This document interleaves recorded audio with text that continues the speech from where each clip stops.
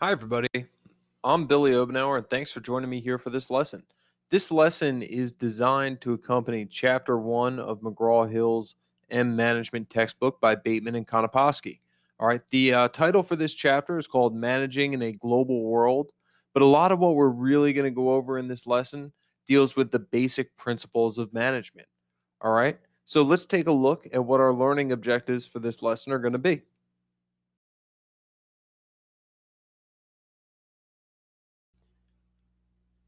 Now, our first learning objective is going to be to describe the four functions of management.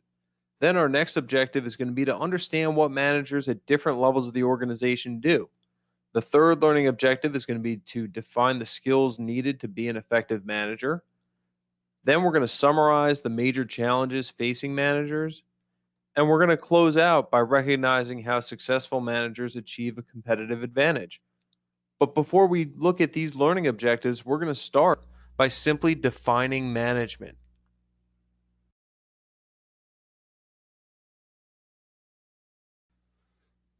So, we define management as the process of working with people and resources to accomplish organizational goals.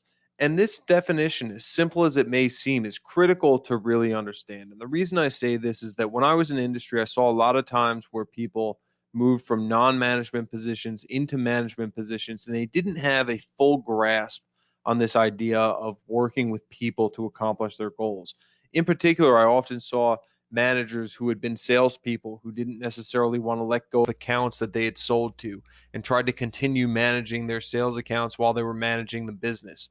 And it's critical that we understand we have to be able to let go of some of our former duties when we transition into management positions, and we have to trust our people and work with our people to ensure that we are meeting our organization's needs.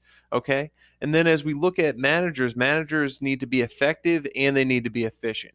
And being effective means that we achieve our goals. So whatever the goal is that we've set, we have to make sure that we can attain that goal. All right. Being efficient, however, means that we were able to reduce waste in the process, that we didn't use too many resources in trying to achieve those goals.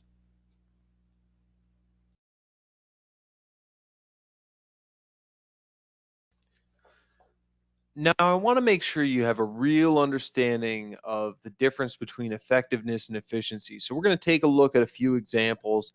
I'm going to ask you some questions, and I want you to think about what your response is going to be.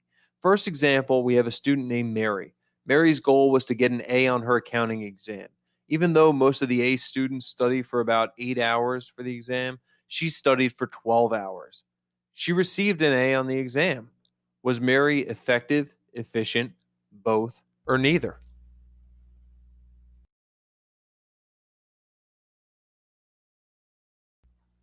If you said that Mary was effective but not efficient, you're correct. Mary was effective because she achieved her goal. She received the A on the exam, which is what she was trying to do. But she wasn't very efficient because she put more resources into her studying than her peers did. So, where her peers who were trying to achieve A's all put in about 8 hours prepping for the exam, she put in 12. So, she used 4 more hours. That's 50% more resources than her peers. All right. So one of the things that if you were Mary, you would want to look at is, are you studying the right things? How can you reduce the amount of time that you're investing into your studying while still achieving the same outcome?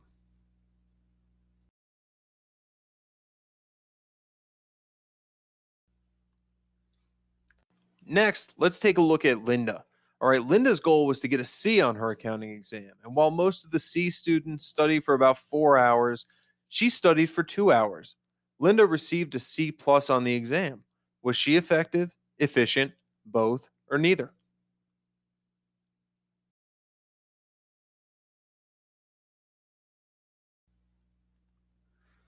So if you said Linda was effective and efficient, you're correct. She was effective because she hit her goal. Her goal was a C and she achieved a C plus. She was efficient because she achieved this goal, investing half as many resources into her studying as her peers did. While her peers invested 4 hours, she only invested two.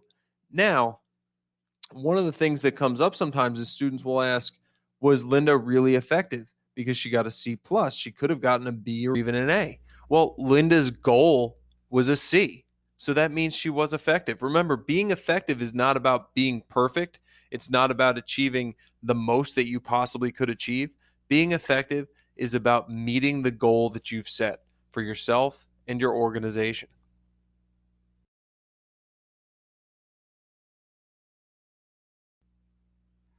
Now let's take a look at a management example. Steve is the manager of a hotel in Bar Harbor. The hotel's goal for the month of August was to be booked at 94% capacity. Monthly reports showed that the hotel was booked at 97% capacity in August. The report also shows that the hotel exceeded its marketing budget by 8% in that same month. All right, based on this information, is Steve managing effectively, efficiently, both, or neither?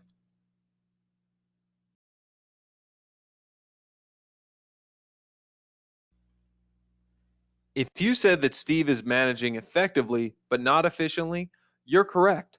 Steve's hotel had a goal to be booked at 94% capacity, and they exceeded that goal by being booked at 97% capacity in the month of August. Unfortunately for Steve and his organization, however, they exceeded their marketing budget by 8%. This means they used more resources than what they had budgeted for. In order for Steve to become a more efficient manager, he would have to achieve that same goal that he achieved in August without exceeding his marketing expense budget. Now that we understand the difference between effectiveness and efficiency, let's take a look at the four functions of management.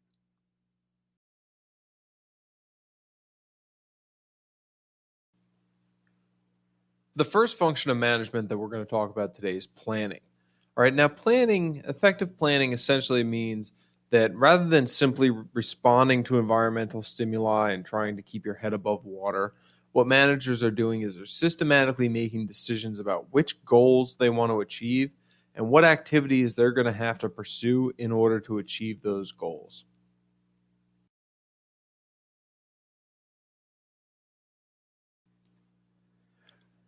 Now, a good plan sets the stage for action because a good plan is the basis for all the activities within which the organization is going to engage.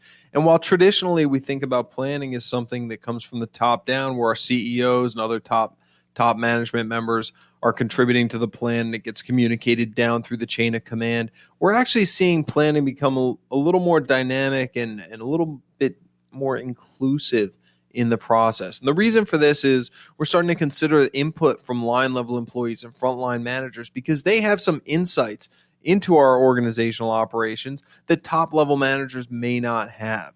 Okay, we also have to think about as we're planning, how are we going to allow our plan to be dynamic in the sense that it can change with changing environmental factors? And this is a little bit different from just responding to environmental changes because we have to look at, from a big picture standpoint, how are we going to plan for the changes that we're seeing take place within the environment?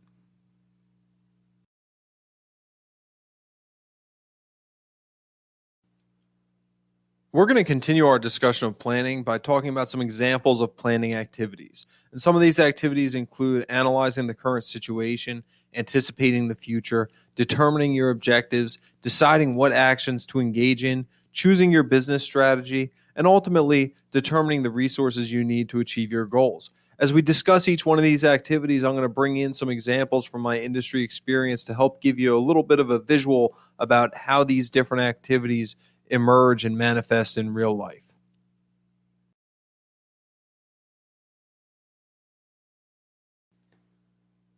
Analyzing the current situation is a planning activity that takes place in the beginning of our planning process, but it also continues throughout our planning.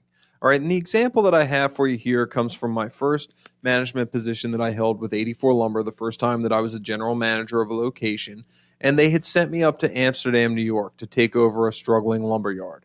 All right, now at the time, as I analyzed the situation, I looked at the financial numbers for the location, and what I saw was that the sales in this location were down over $1 million from what they had been 2 years prior. All right, the location was losing over $100,000 a year, and the profit margins were very low. Now, analyzing this and investigating the situation, what I found was that the greatest catalyst for this decline was the introduction of a new competitor down the road.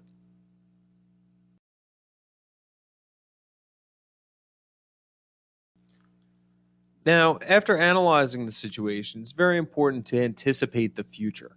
All right, so for those of you who may not be familiar with the geographical area that I'm talking about here, I was in the Albany, New York area. Okay, so the city of Albany is down in the bottom right hand corner of this map here. All right, and what we saw as we looked at the city of Albany was that there was a large need for suburban housing that was emerging as a result of the city's growth. Okay, and what we saw was up the interstate in an area called Saratoga County. That's where most of the building had been happening, but there was not much more room for growth there. All right, now as we take a look at that, that's another example of analyzing the situation. All right, so where I was located is over in the top left hand corner of the map. All right, that's where Amsterdam, New York is. Not all that far from Albany. Okay, not too much further than Saratoga County, but we had a lot of open space in our area. There were a lot of lots available. There was a lot of opportunity for building and growth. So even though there was a new competitor down the road from me, there was a huge opportunity for our market to grow. So I saw a lot of potential for my business to grow, even though it had been initially hurt by a new competitor.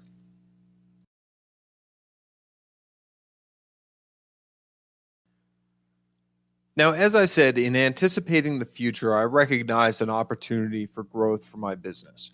Okay. So I now had to determine my objectives. And the first objective that I had was that I wanted to break even. Okay. And by breaking even, I just mean I wasn't really all that concerned about my store making money, but I didn't want it to lose money anymore. Okay. Because I believed that there was an opportunity for this business to grow. And I didn't want to be on any list that anybody was looking at saying, hey, maybe this is a location that we should think of getting out of. All right. So, in order to break even, I determined that we needed to do two things. All right. The first of those was to increase our sales by at least a $500,000 per year. All right. And the second objective that I determined was that we needed to increase our gross profit margin by approximately 2%.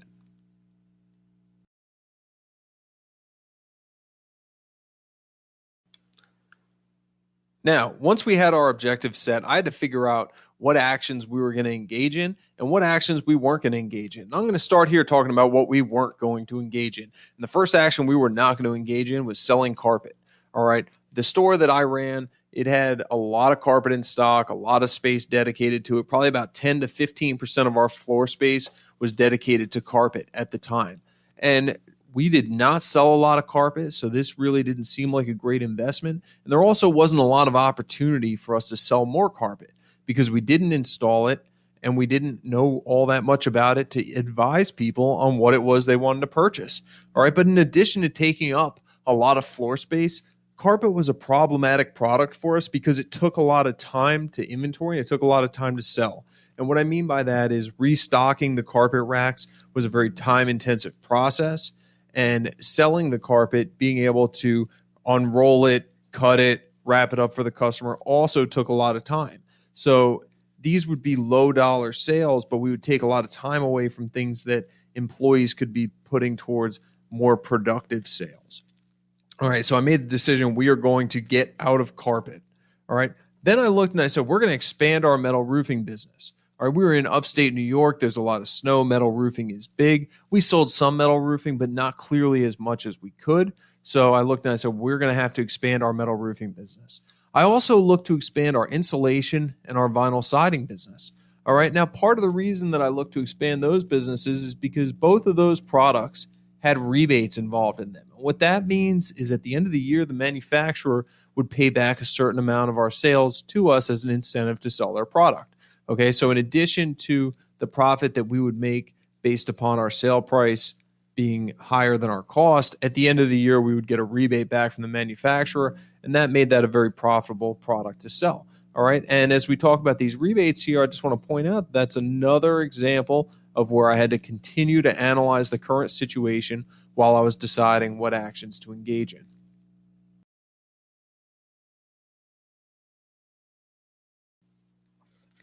After deciding what activities to engage in, it's then time to choose a business strategy to be successful in those activities. Now, I'm not going to walk you through every single strategy that I went through, but I'll just talk about one for metal roofing. All right, so the strategy that I set was I set a goal to become the largest stocking dealer of metal roofing in New York's capital region. Okay. And my strategy behind that was that I was going to have more in stock product than anybody else. So that if you were doing a metal roof, you knew that my business was the place to come to. Okay. And I brought in 6 different colors. I brought in 3 lengths of each different color. And I also brought in every accessory that you could possibly use when putting down a metal roof. And the reason that I did these things is that at the time, the most common way that people would get their metal was they would special order it.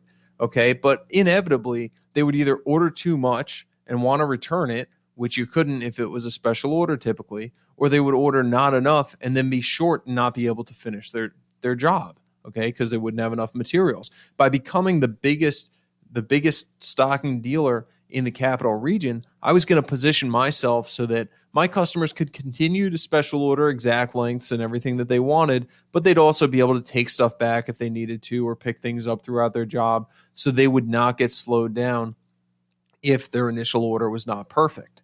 All right. The other thing that I did as part of this strategy was I made sure that the metal roofing that I stocked was just slightly different from what my biggest competitors were stocking. And what this did was it made it so that I couldn't just be your pickup place while you did your big order somewhere else. It meant if you wanted to take advantage of me being your pickup place, you also had to give your big order to me because my product was not going to work with somebody else's.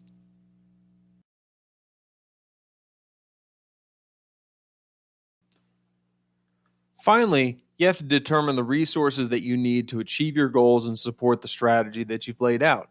And in my case, what I had to do is I had to figure out my space resources. So I had to reallocate space to different products. Okay, I also had to reallocate inventory dollars in different places than they had been before. And I had to increase my staffing because if I was going to grow, I had to make sure that I had enough personnel on hand to support that growth.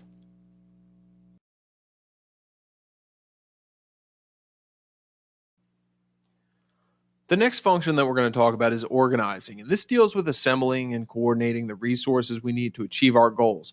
Very often, this really deals with how are we going to organize our human resources.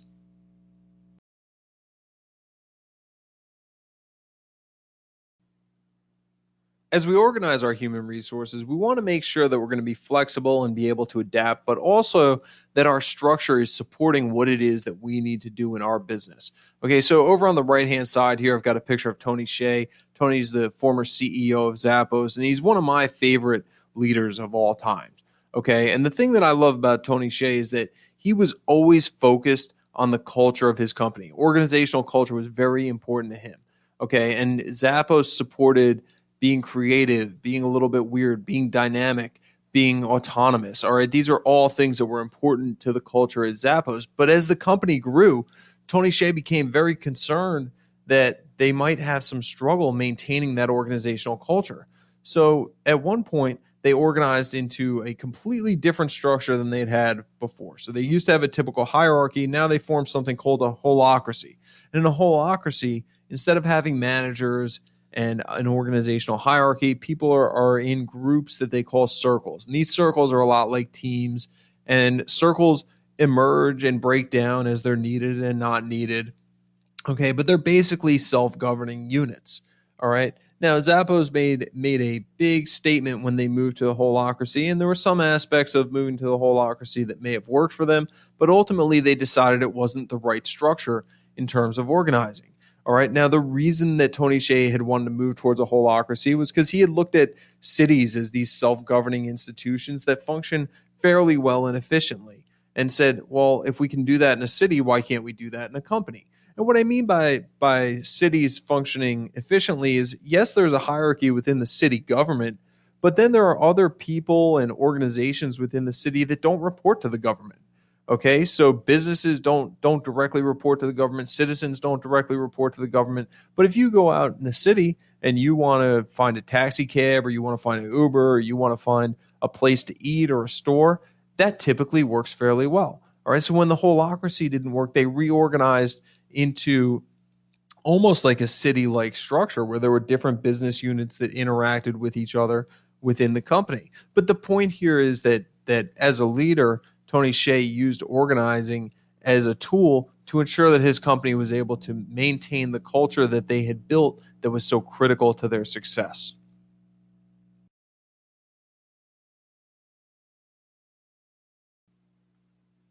The next function of a manager is leading, and this is simply where we're trying to stimulate our people to be high performers and bring the best out of them.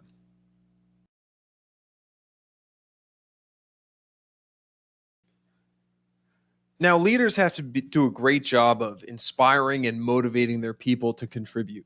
You can have all the best workers in the world within your organization, but when you're leading, if those people are not inspired, if they're not motivating, they're not necessarily contributing all of their talents to the organization, you're not going to be very successful. So, good leaders figure out how to get people to contribute as much as they possibly can. All right. They also recognize the importance of teamwork. All right, we can have great people on great teams, but even the best teams are going to have conflict from time to time, and that conflict is going to impede their productivity. All right, so part of a leader's job is to help teams navigate that conflict so that they can continue to be successful.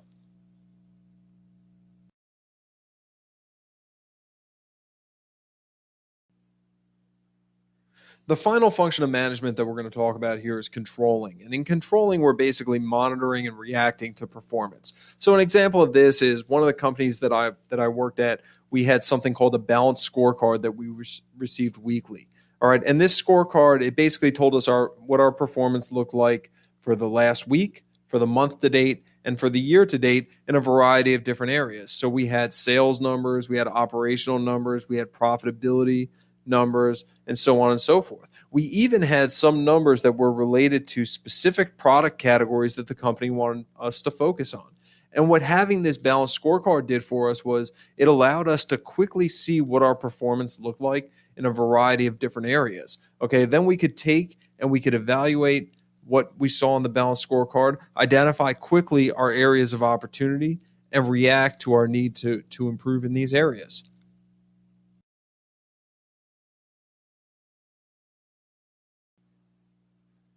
Often controlling deals with monitoring and responding to the performance of our employees. So I've got an example here of a baseball pitcher being taken out of a game. And we've all seen this if we've watched baseball, where the manager's kind of watching the performance and they see the person's not necessarily throwing as well as they had been throwing earlier in the game. So they decide to replace them. Well, we do the same things with our employees. Sometimes we see people's performance is not where it needs to be, and we recognize that we might need to replace them. Okay, but controlling isn't always about taking someone out of the game or letting go of an employee. Sometimes we have to figure out how do we help our employees improve their performance. So we may monitor an employee's performance, identify that that person is not performing well in a specific area, and then analyze the situation, see that maybe they lack education in that area, maybe they need some training. And instead of replacing the employee, we get them the training that they need so that they can improve their performance.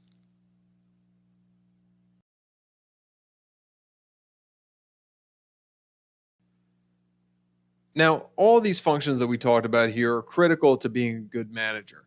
Now, that doesn't mean that you need to be an expert and the best in each one of these functions. You may have some functions that you're better at than others, but you need to have a basic level of competencies in each of these functions. Okay, not only so that you can perform well in your current position as a manager, but so that you can be someone who's a desirable employee should you need to change jobs.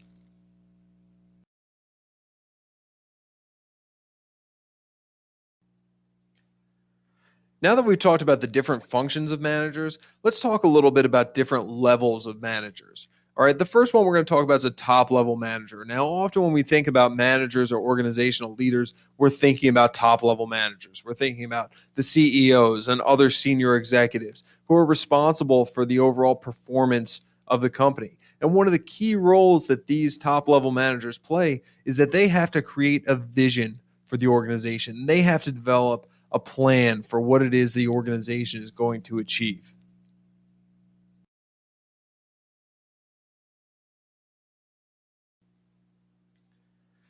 Next, we have the middle level managers. Okay, and these middle managers, their name is kind of exactly what you would think it is. They're in the middle. All right, they're below the top level management team, and they're above the line level managers. Okay, they're kind of the mediary between the two.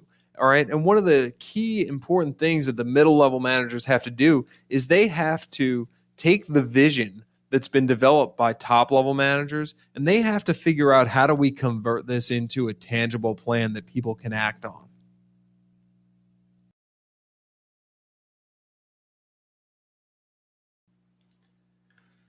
Then we have our frontline managers and our team leaders.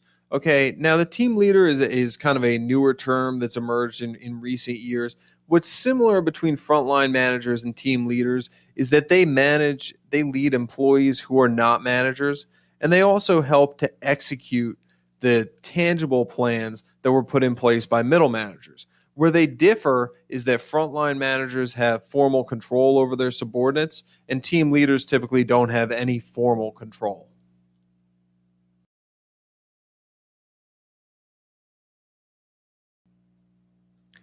Now, as we think about the activities that our different managers are responsible for, at the top level, managers are responsible for looking at the big picture of the organization. Okay, but as we move down, middle managers and then our frontline managers, the responsibilities become more focused.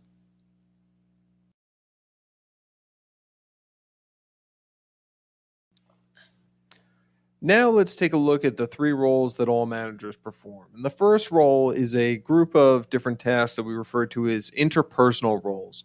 All right, within interpersonal roles, we have being a leader, where you develop strategies to achieve organizational goals, you motivate your people, you help guide your people to achieve the goals that you need to achieve.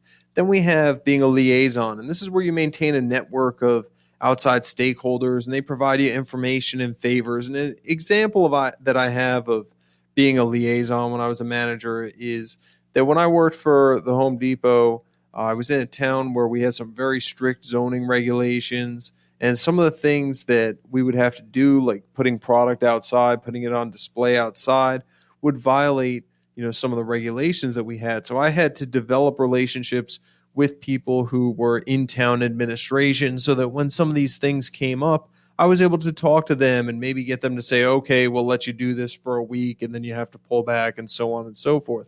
But maintaining those contacts within the town that allowed me to perform some of these tasks, that was my role of being a liaison. All right, and then you have a figurehead, and this is where you do symbolic duties. And one of the most common things that we see figureheads do is maybe they'll do a ribbon cutting.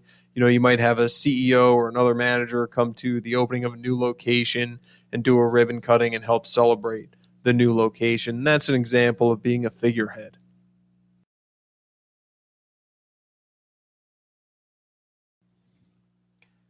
Next, we have our group of informational roles. Okay. And the first of these roles is being a monitor or seeking out information. All right. So that you can understand the organization and its environment. And when I was a manager, I used to read trade magazines that would help me understand how the markets were changing and what products I could expect to change in price because of things going on in the market and so on and so forth.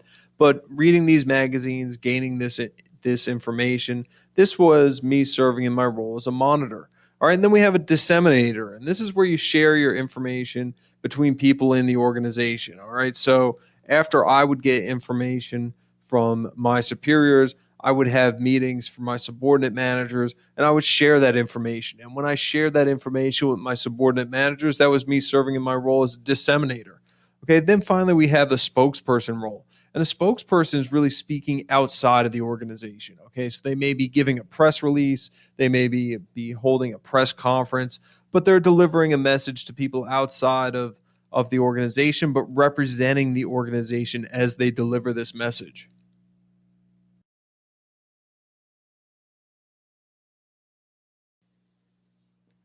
Now, the final grouping of roles that we're going to talk about here is decisional roles. And within that grouping, the first one we have is that of an entrepreneur, which is searching for new business opportunities. So, earlier in this lecture, I talked about trying to become the top metal roof sales company in the area that I was in. That was me serving in that role of an entrepreneur.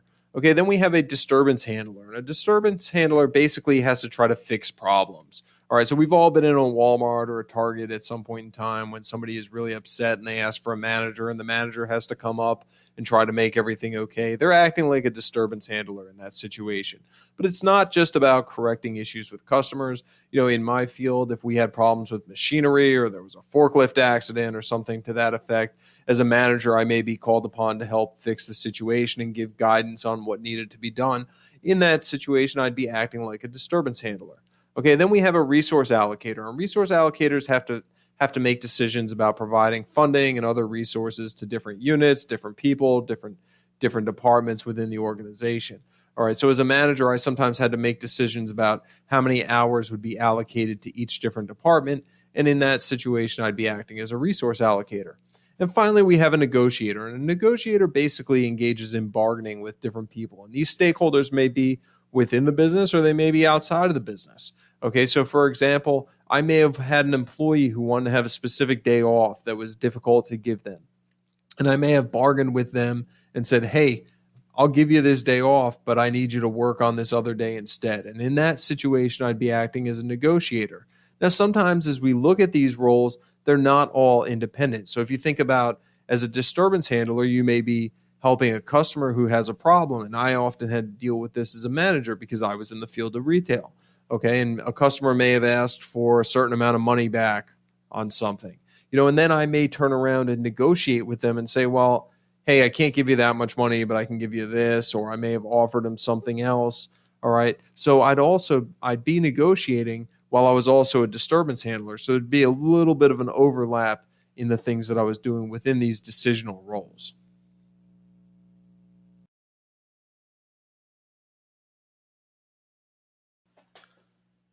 Now that we've talked about the roles that managers have to play, let's talk about some of the skills that they need. All right. And the first broad skill that we're going to take a look at here is technical skills. And technical skills are basically your ability to perform a specialized task.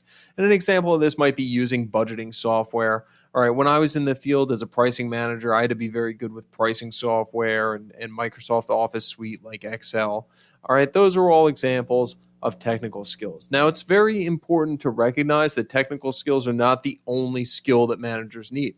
Many people, when they first get promoted into management positions, are very focused on their technical skills, but there are other skills that we need to focus on. And we're going to take a look at them.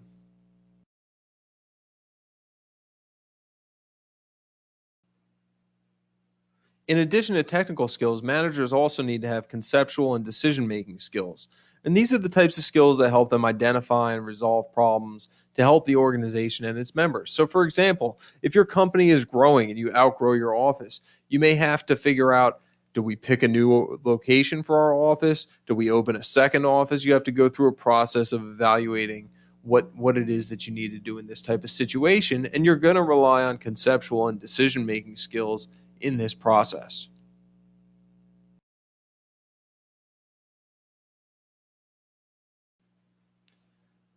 Last, we have interpersonal and communication skills, and these deal with how we can lead, motivate, and communicate effectively with others. These are kind of our people skills or the soft skills that we might hear people talk about. Okay, and these are skills that are often neglected by managers. And candidly, when I first became a manager, this was probably my weakest area. Okay, but the more you develop your interpersonal and communication skills, the better off you're going to be because as a manager, remember, we are interacting with people. We've got to be able to communicate with them. All right. And successful managers demonstrate high levels of emotional intelligence or EQ. And what that basically means is that you can understand your emotions in yourself, you can understand emotions in others, and you can respond to them effectively. All right. Now, you don't have to be high on emotional intelligence to be a successful communicator, but if you're not high on emotional intelligence, you do need to recognize that. You need to recognize the opportunities in your communication skills, and you do need to address them.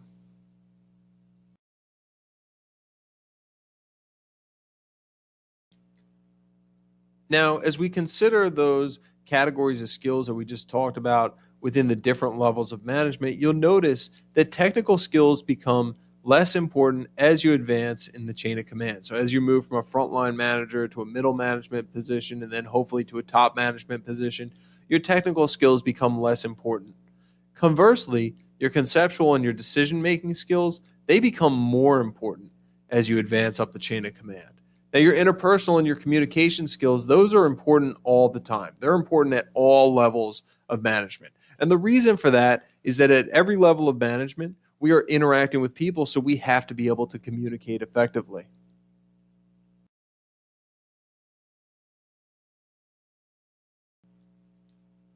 Now we're going to take a look at some of the major challenges facing managers. Now, this is not an exhaustive list, but some of the challenges that are facing managers today are globalization, technological change, knowledge and ideas, collaboration across boundaries, and an increasingly diverse labor force.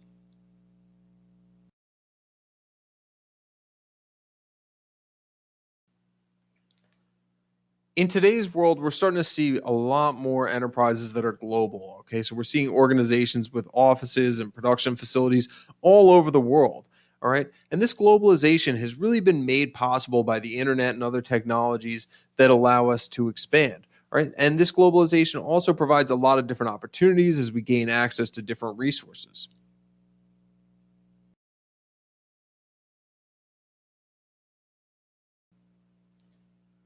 Now, globalization obviously has its advantages, or it wouldn't be taking place. But I want you to take a moment to stop and think about what challenges might be caused by globalization before you move forward here. Go ahead and pause the video, and then after you've taken a moment to think, press play and let's talk about them.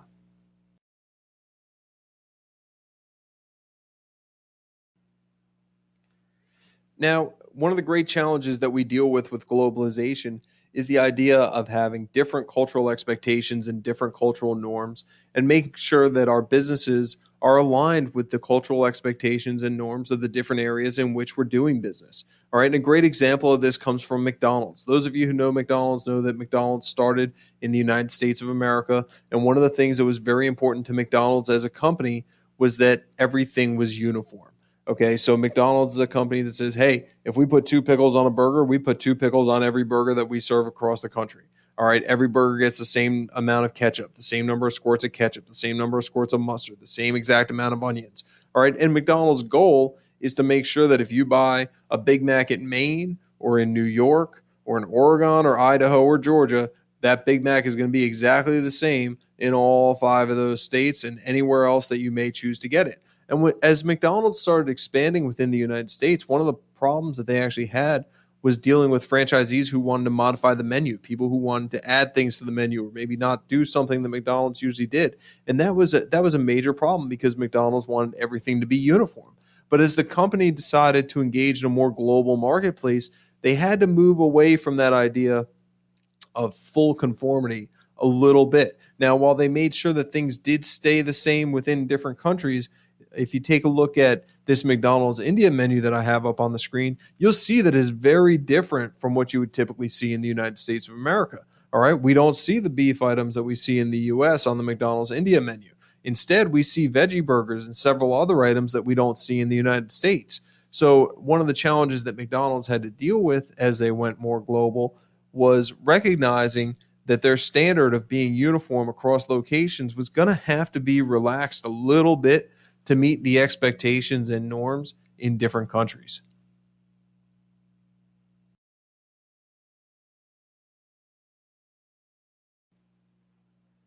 Another challenge comes from advancements in technology. Okay, now technology brings a lot of great things and is very beneficial to us. So, for example, in the previous slides, we were talking about how technology has helped advance globalization. All right, online sites also allow us to develop social capital. So, if you think about sites like LinkedIn, you can go on and update your profile and network with people who you may not have had access to without technology. But there are also some challenges that are created for managers by technology.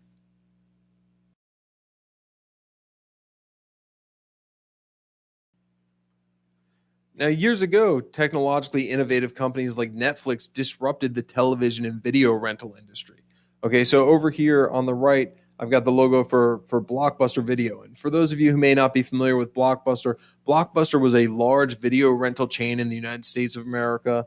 And they were in basically like brick and mortar stores, and people would go into them and they would rent videotapes originally, and then eventually DVDs, and you'd go in and you had to physically have the product you wanted before you walked out. So a lot of times you would go in on a Friday night and you might be looking for a specific movie. And even though your local Blockbuster may have had 20, 25 copies of that movie, they might not have had that movie that night. And then you'd have to look and try to find a different movie that you were going to watch. Then along comes Netflix. And Netflix had this, Reed Hastings had this idea with Netflix that they started doing video rental, DVD rental, all right, via the mail. Okay, so Netflix would send you two DVDs, you watch them, you'd send them back, they'd send you two new DVDs. You didn't have late fees, you just paid a subscription fee and so on and so forth. Netflix introduced some technology into this, and I can remember having a Netflix queue, right, where I had my top 10 DVDs that I wanted listed, and when I sent my current rentals back, Netflix would send me the next two DVDs on the list. And if they were out of those two DVDs, they would just move down my queue. but I always had something that I wanted to watch coming in the mail. All right. Then eventually Netflix took the next step. All right. But even before they took this next step, Blockbuster was struggling to deal with Netflix. Netflix next step, however, was they made videos available to stream online. So I can actually remember I was getting DVDs of the TV show Lost, and we had been kind of doing our version of binge watching them back at that time. And then we're left on a major cliffhanger. And my wife said, "Hey, I heard we can watch this on the computer." Next thing you know, the two of us are both huddled over a computer watching through an entire season of this TV show.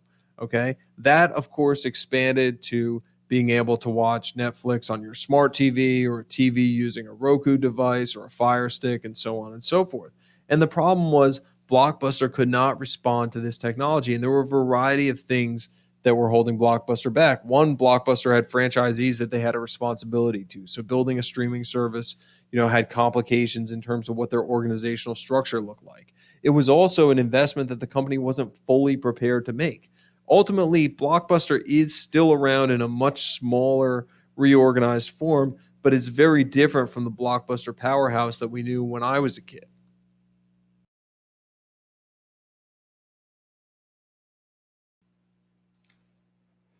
Now, the challenges with dealing with the impacts of technology are not just limited to technologies developed by your competitors, but they can include technologies developed by your own organization. And Kodak is a great example of that.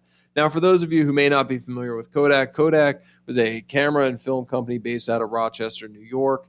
And leaders within the company believed truly that they were a film company. If you're not familiar with what film is, the old cameras that we used to use had this product over here on the left called film that you put in it, and basically one roll of film would allow you to capture something like 24 photos. After you captured your photos, you'd bring your film to a photo lab. Often they were in a grocery store. You'd drop it off. They would develop it, and then you could get your pictures back on what we called photo paper. All right. And film was critical to Kodak's business model because while people only needed to buy a camera every so often, they had to keep buying film if they wanted to take pictures because film was the only thing that you could use to see your pictures. All right. So in the 1970s, when researchers at Kodak developed the first digital camera, it was a really neat idea, but the company didn't really buy into it. While they thought that this was something novel and unique, they said, "Hey, we are a film company, and this camera doesn't require people to use film." So while they continued to invest in digital to a certain degree, and Kodak actually even owned one of the first online photo sharing websites, the company didn't focus on how the industry was going to transition to digital picture taking. And ultimately, what happened is other competitors jumped on this wave. They jumped on this idea that we can produce digital cameras and that people can look at these pictures on their computers and they can print them if they want to, but they don't have to print them and so on. Kodak didn't move forward, didn't move fast with that. And the company was not prepared for the way that the industry changed, and it ultimately led to their bankruptcy.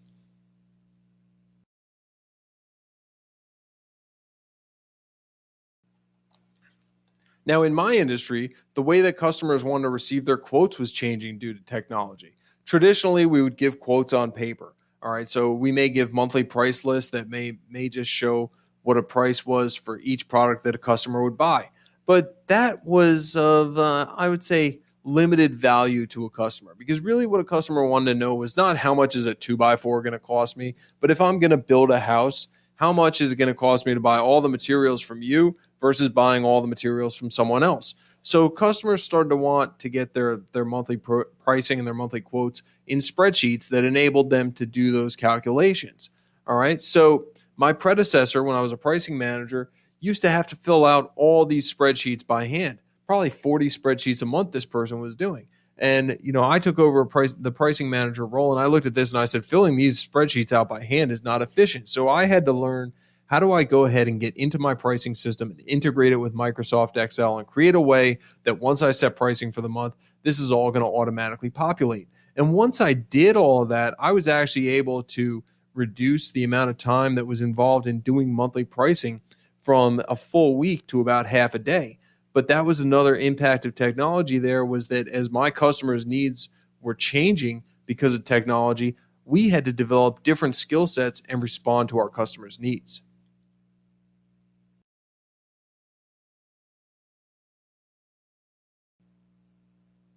Now, knowledge management can also pose a little bit of a challenge for managers. And the reason for this is, we hire knowledge workers because they're smart and they bring value to our organizations, but the work that they do isn't as tangible as some other work. So often, knowledge creation, knowledge dissemination, the things that these workers are working on, isn't something that we can really manage the process of so cleanly. All right, an example I would give you is that sometimes a research paper can take years to be published. So, how do you identify when someone is productive and when they're not? Okay, back in 2019, I published three research papers. Not a single one of them was written that year. But people who were evaluating my performance may have looked at me and said, hey, he was highly productive in this specific year. Actually, the years that I was productive were 2017 and 2018 when I was putting together all the groundwork for these research papers. All right. So, one of the things we have to recognize as we're managing knowledge workers is we have to recognize that their work emerges differently. It emerges at different paces than other work that we look at. And we have to remember that we hire smart people because we trust them to do their job. And we have to be careful about how closely it is that we manage their day-to-day tasks.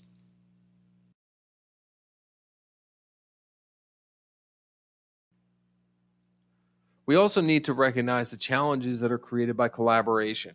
Okay, so collaboration is great. We bring teams together a lot in the workplace because they can be very effective at accomplishing tasks, particularly when we can bring together people with different areas of expertise to work together. We can accomplish some really amazing things. But sometimes when we bring teams together, people have different values or they have different goals, and there can be conflicts within the teams. And managers need to be very skilled at helping their groups who are collaborating navigate some of these challenges.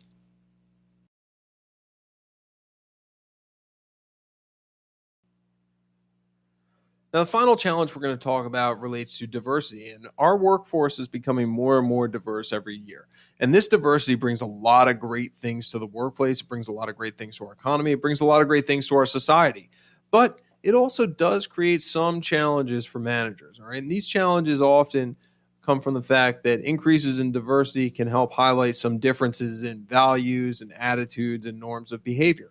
A great example of this comes from looking at different generations. If we were to look at the generation before mine, they tend to evaluate employment stability a lot more than my generation does. So the generation before mine often expected to work at the same organization for their entire careers, and very frequently expected to have a pension after they retired. All right, my generation more often doesn't look to that employment stability so much as employability, because we've seen people get laid off, we've seen people lose their pensions. We don't have an expectation that we're going to have this stability throughout our entire lives. But what we do want to do is we want to develop our skills so that we can continue to be marketable if we are back on the job market. All right. So managers need to understand that people with different backgrounds are going to have different needs, they're going to have different values, they're going to have different expectations, and they need to be prepared to try to meet the needs and expectations of all of their employees.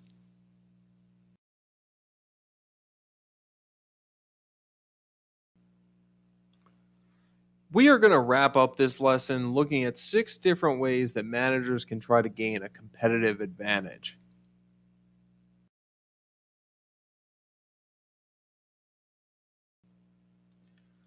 The first source of competitive advantage we're going to take a look at is innovation. And this is the introduction of new goods and services, or looking at different ways that we can deliver our products. And whenever I think about innovation, I think about Mike Walsh. He was the former CEO of the New York State Technology Enterprise Corporation. And Mike and I spent a lot of time working closely together. And I remember one of the things that Mike told me one day when we were meeting was, he said, I spend 20% of my time trying to disrupt my own business. And he said, do you understand why I do this? The reason that I do this is because if I can disrupt my own business before somebody else does, I can figure out how we have to innovate to be the leader in the market.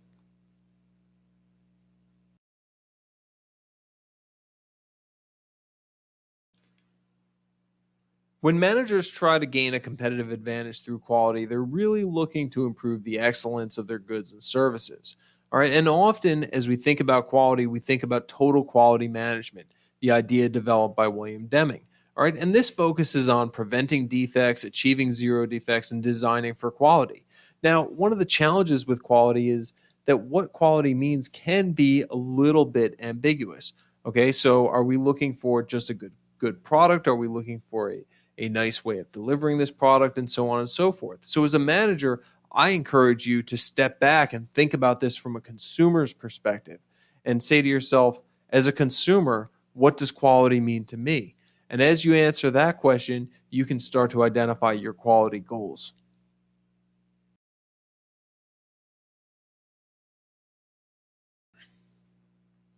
Service can be another source of competitive advantage. All right, and when we think about service, we think about the speed and dependability with which we get customers what they want. Okay, and often we think about service as being how we interact with other people, and that can be a component to service. But there are a variety of different factors that can contribute to the customer's perception of service. And I'm going to give you an example here from my career. I worked for two companies that were very different. I worked for 84 Lumber Company, where they had no climate control in their buildings. The buildings were just big pole barns. We had no heat, no air conditioning.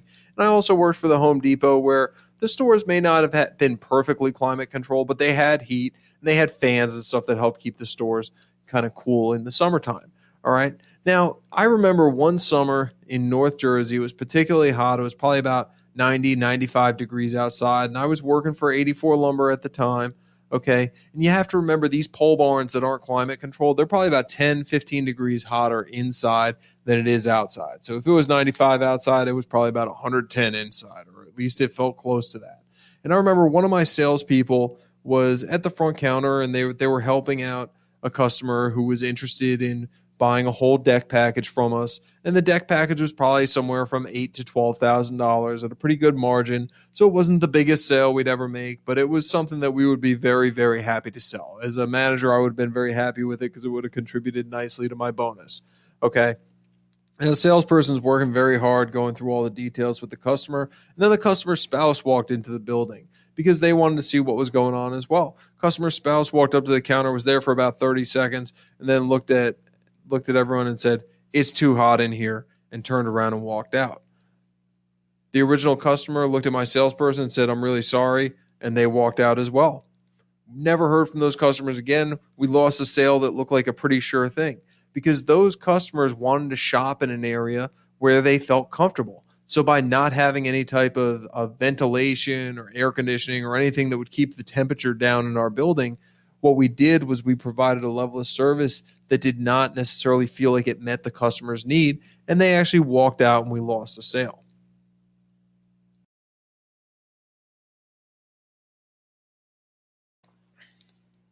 Another lumber company that I worked for provided a service called blueprint takeoffs. And this is where we have trained experts who read a customer's blueprints and identify the materials that they're going to need to build their house. All right. And this is something that the company felt was providing a great service to our customers. The challenge was we were paying two people full time to do this job, which is rather expensive. And our lead times for getting takeoffs back to customers could range anywhere from 2 to 4 weeks, depending on how busy they were. Now, conversely, if we had hired someone from outside the company to do this work, it probably would have been a lot less expensive than having two full time people on staff. And often the turnaround time would have been quicker. So we often had customers who would be very upset about the delay, the amount of time that it took to get their blueprint takeoffs. And top management's response to this at the company level was, "We're providing a great service for our customers here. Look what we're putting into this. We've invested in having this department. We are paying two people full time to work here." But the challenge is that they weren't recognizing what service quality really is. Service quality is about the value you create for the customer.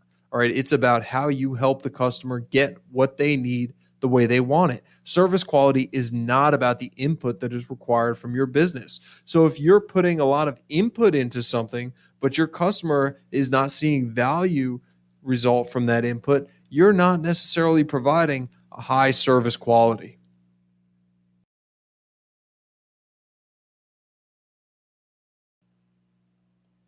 Building on what we just talked about with service, we can also gain a competitive advantage with speed.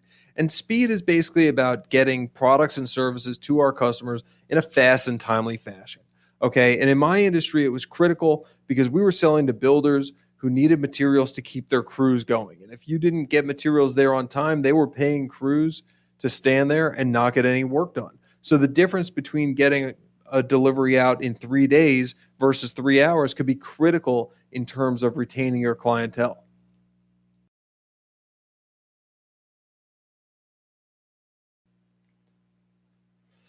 Another important component to a competitive advantage is being cost competitive. And this means we're going to keep our costs low so that we can achieve profits while offering good prices still.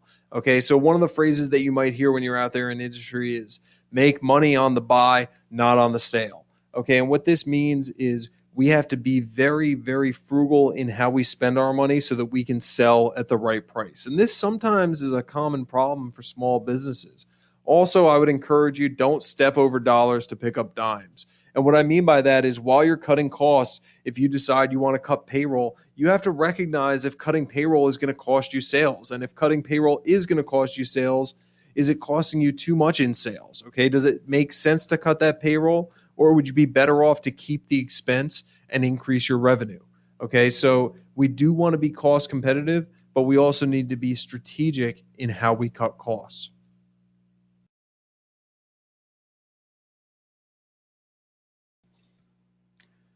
The final source of competitive advantage that we're going to discuss here is sustainability. And with this, what we're really talking about is kind of reducing our resource use, and maybe we do that through reusing products. All right. And we're also looking at how do we reduce our waste? So maybe reducing waste in manufacturing. Now, both of these things will help us cut costs and gain a competitive advantage that way. But we also want to think a little bit about sustainability within the terms of being environmentally friendly. And you might be wondering, how does being environmentally friendly give you a competitive advantage? Well, for one, people care about doing business with companies that are environmentally responsible. All right, that is a major selling point in today's world. Also, if you're not environmentally responsible, you may incur costs later on. And GE is a great example of that. General Electric Company dumped PCBs into the Hudson River for years while it was legal to do so. However, despite the fact that it was legal to dispose of PCBs in the river, the company was still found responsible for cleaning up the river and has invested millions of dollars in cleaning up the PCBs that were dumped into the river.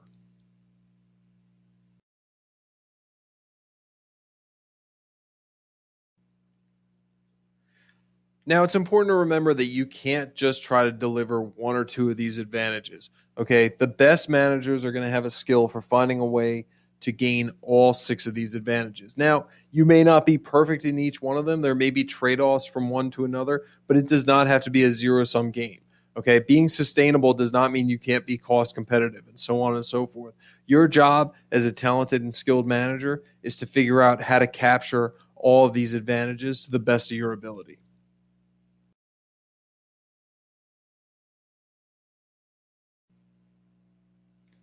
That's it for this lesson. Thanks for joining me. Hope you enjoyed it. Hope you learned something. We'll talk to you soon.